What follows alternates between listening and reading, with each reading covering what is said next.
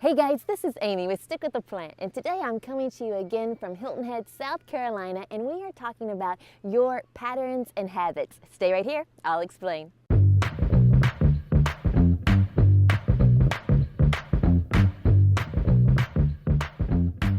So glad you're with me today.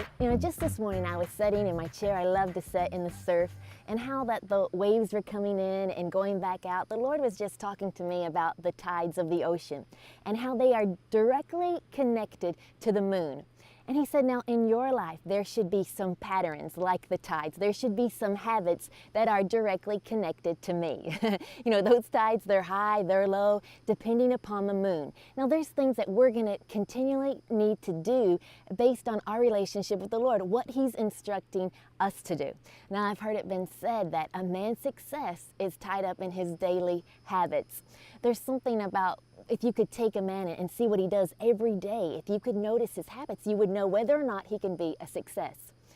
Now, in the book of Daniel, it talks about how that in chapter 6, as it was his customs, he opened up the windows wide and he prayed 3 times a day. There was a habit there. It wasn't a religion, it wasn't a ritual, it wasn't legalism.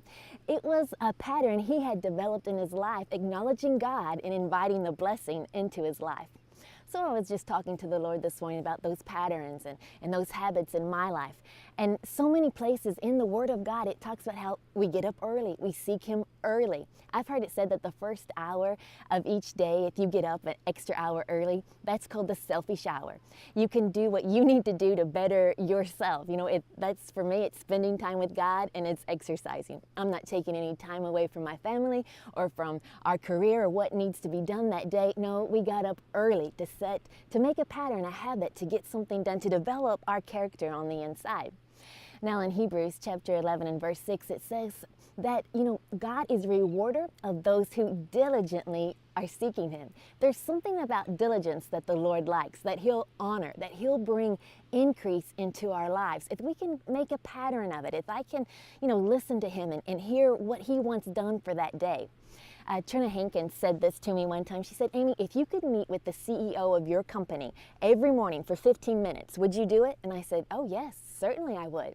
She said, then why wouldn't we meet with God every day? I mean, He is orchestrating His whole kingdom. He knows who's coming up, who's coming down. He knows who's moving over here, who's going this way. Why wouldn't we take that time to meet with Him at least 15 minutes every morning so He could set the pace of our day, so He could direct our path, so He could show us things to come? That's genius. That's right. We know the CEO of our life, of what's going on. We know the boss. Let's take time to meet with Him. Let's make a pattern. Let's consider it a habit of our lives. We spend time with God. We hear His voice, and He directs our path for success. And that's how we'll stick with the plans He has for us. Your success is not determined on something you do once, but on something you do every day. I'm so glad you joined me today. If you're on YouTube, make sure you subscribe to us, turn on that bell, leave me a comment. If you're on Facebook, like our page, because every week we are bringing you a brand new video. Thank you for sharing this with all of your friends. You getting this out to new people each and every week. What a blessing to us.